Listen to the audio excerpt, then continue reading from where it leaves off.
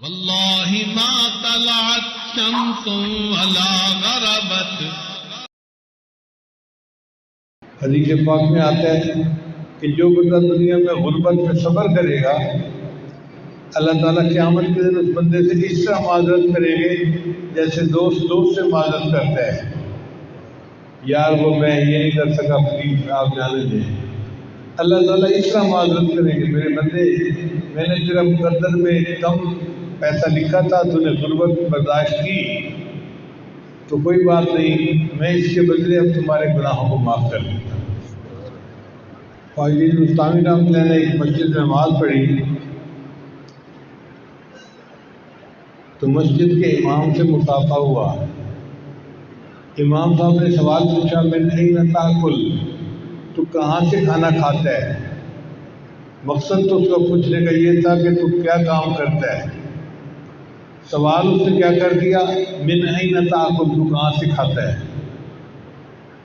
تو باجی دوستان نے جواب دیا، اس پہ صبر کر، حتیٰ اعید الصلاۃ التی صلیتها خلفک، صبر کر، پہلے میں نماز لوٹا لوں جو میں نے تیرے پیچھے پڑھی ہے.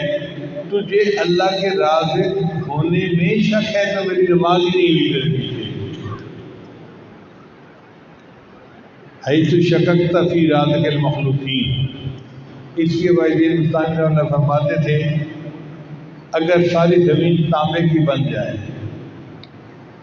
اگر ساری زمین تانبے کی بن جائے اور ساری مخلوق میری عیال بن جائے، ساری دنیا کی مخلوق میرے کنبہ ہو اور آسمان سے ایک قطرہ پانی کا نہ گرے تو مجھے پھر بھی کوئی غم نہیں.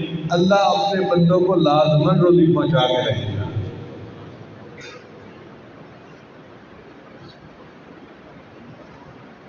ایک آدمی نے کہا کہ بھائی ہندوستان میں ہم دیکھو کہ حضرت رزق کی بڑی پریشانی ہے،